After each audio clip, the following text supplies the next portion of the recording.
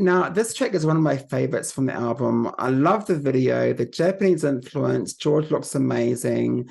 John's quite cute in the video as well. But I've always loved It's a Miracle.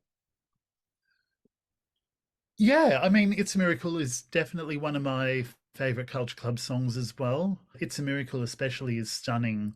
You Mm. know, it kind of captures their history to date in that clip. So it's a little bit of everything that they'd done at that point.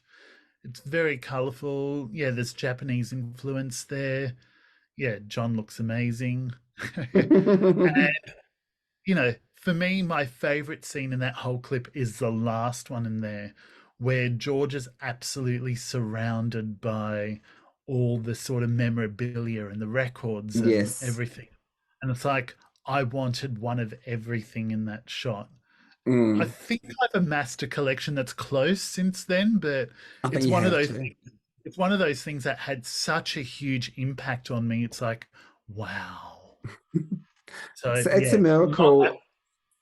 That was the last single from the album, the fourth single in the UK, released on the 16th of March, 1984. Number four in the UK, number five in Canada, 13 in the US, and 14 here in Australia. Now, the original title of this, It's America, and was written about their first time in the US.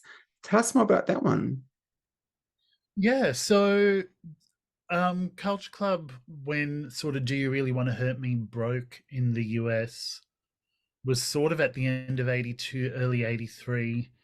And they kind of wrote that while they were on tour. So it was one of those things where it was the four of them and Phil Pickett, because he was there as part of the touring band, where they kind of wrote the song together about their sort of experience in America. It was very much about the two sides of America, or the two ends of America. You've got New York mentioned in the first verse, and sort of how it was a little bit at the time a bit seedy and unsafe.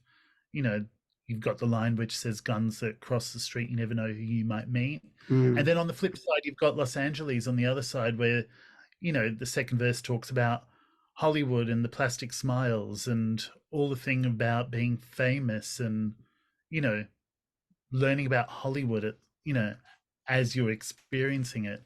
So Mm. they kind of debuted the song in um, live shows, and it did come with the original title, It's America. And it was suggested to them by, people within their record company, managers, all that sort of thing, that, well, if you do a song about America, either A, America's going to love it or hate it, and B, you've got a huge fan base back home in the UK who might be offended that you haven't written a song about them. So it was suggested they change the title and sort of the sentiment a little bit, and that's how it became It's a Miracle. I think it's better as It's a Miracle personally.